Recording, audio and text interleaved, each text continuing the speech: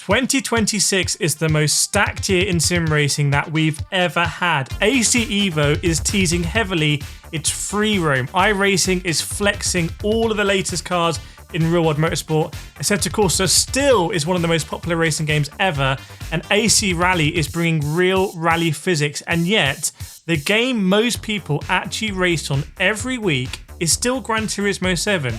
So why is it like that? What makes Gran Turismo 7, by a lot of metrics, still the king of sim racing in 2026? Why is Gran Turismo the best for so many people? But there are some serious game-changing features that other titles just don't have. And there will be many skeptics who say that Gran Turismo is not the best sim racing game because it's not a real driving simulator. But it just is. If you compare Gran Turismo with simulators we had a decade or two ago, it's like in another league. It has arguably the best graphics in the world, and you still need to have good sim racing and real world driving fundamentals to be quick in Gran Turismo 7. So Gran Turismo 7 is for many people the closest to real life, also because you can drive your real world cars in the game. Like me, I bought my real world sports car Peugeot RCZ because I like driving it so much in Gran Turismo. But there are still many things which Gran Turismo 7 doesn't have in the game, and if they don't add it, or it doesn't come in Gran Turismo 8, 2027 or 2028 could be when it finally gets caught by other sims when it comes to player base. Let's get into it.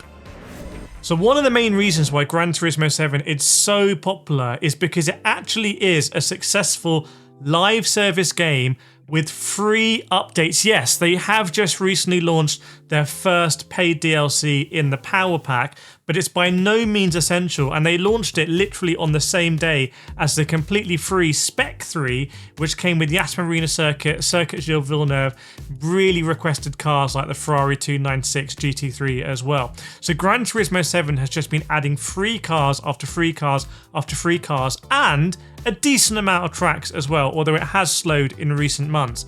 Now when it comes to those cars, Gran Turismo 7 is really clever. They work with manufacturers who really want to have that brand recognition in Gran Turismo 7. The brands support their cars going in the game, and I'm sure it supports the development as well. Yes, this does mean that we get more road cars in the game, we'd sometimes even get SUVs in the game, but it does also continually add and refresh the brands coming into the game. For example, Xiaomi as the first Chinese brand in Gran Turismo 7. Another massive factor for Gran Turismo 7 is it actually has a successful esports program. This isn't like a completely separate esports that most people in sim racing aren't going to be connected to.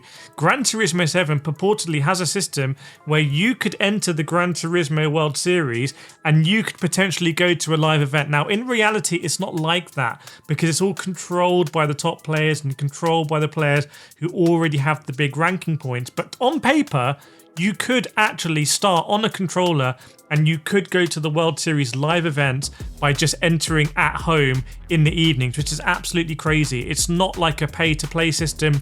The esports teams don't get to spend their way to enter the event. They're not even prominent, the teams, at the event. It's really about the Nations Cup and the Manufacturers Cup, and a lot of people identify with that, and for a long time now, FIA, as it used to be called, or now the Gran Turismo World Series, is a genuinely big draw for Gran Turismo 7. Now I need to address the elephant in the room, which is that a lot of people, you're probably already writing a comment saying Gran Turismo is not a real simulator, it's on console, you can use your controller, it doesn't deal with tire pressures or tire temperatures, and it's not a real sim.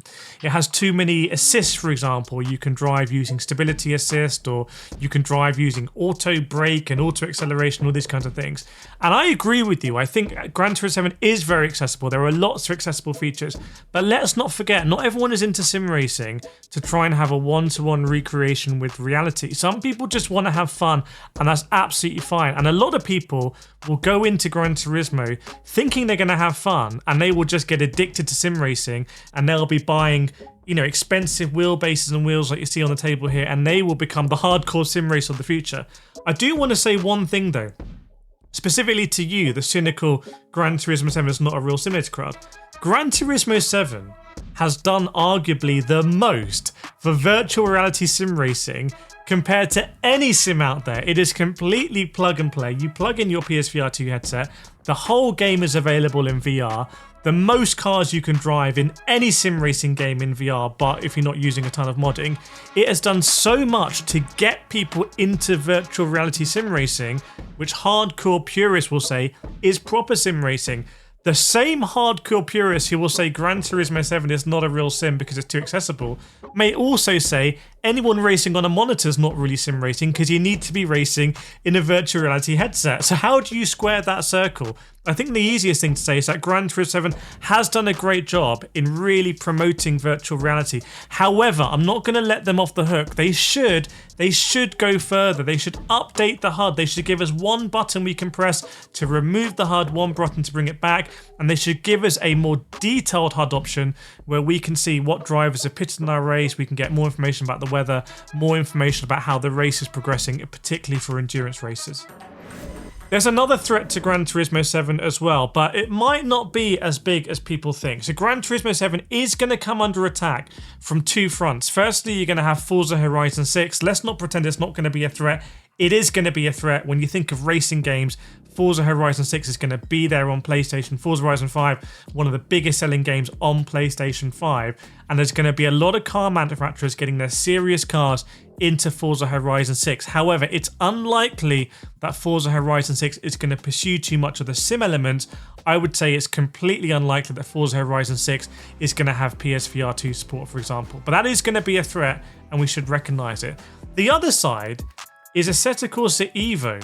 ASETEK Evo say they're going to come to console. That was originally on the roadmap. Now we know the roadmap has been blown up into millions of tiny pieces, but it is purportedly going to come to console. If it does come to console, and if Kunos have been optimizing ASETEK Evo over the course of development to run well on console, that could be a big problem for Gran Turismo 7, because I think ASETEK Evo, the gameplay design, is really trying to go after Gran Turismo, especially with this focus now on the driving academy, which is very similar to the circuit experience in Gran Turismo 7. Also, if they manage to bring free roam to console, well then suddenly, unlike Forza Horizon 6 getting discarded by sim racers because it doesn't have real sim physics, well hang on, ASETEK Evo might bring free roam with real sim physics.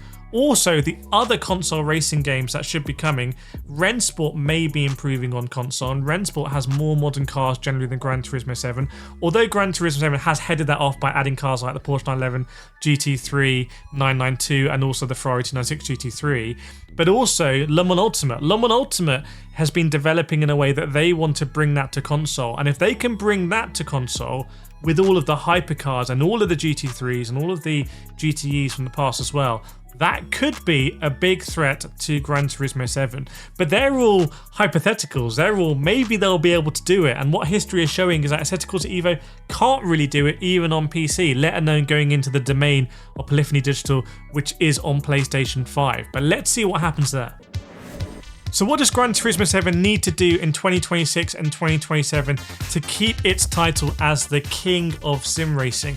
Well, I think it needs to do this. I think it needs to really lean into the updates. The updates, they come monthly. They need to be serious updates. They need to be big cars coming, and they need to get more traction as well. They need to keep adding to the game.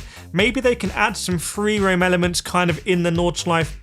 Maybe add some roads around the Nordschleife, let us drive more around the car park, etc. Just kind of like dip its toe into free roam. That would be absolutely fantastic. And again, that would head off the likes of Forza Horizon 6 and ASETEK Evo.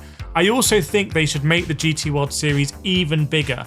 They should do multi-day events. They should go to big cities around the world, and they should get people in there on rigs playing Gran Turismo. The GT World Series is a real star in the real troubling sea of esports that seems to be awash with like money from dubious sources and fake retention and, you know, not really connected to the underlying games. There's no sim racing game, as I understand it, in the Esports World Cup this year, so it shows that sim racing is in a real troubled space with esports. But Gran Turismo 7 has it. It has it right. It hasn't been corrupted by the money. It's been doing it right, and it has that genuine escalator from you can play in your living room and you can go to a live event. So I think they should really deep dive into that. But let me know what you think in the comments. Make sure to follow me for some more videos around here with the ideas for Gran Turismo 7, and let me know what you want to see in 2026 and beyond.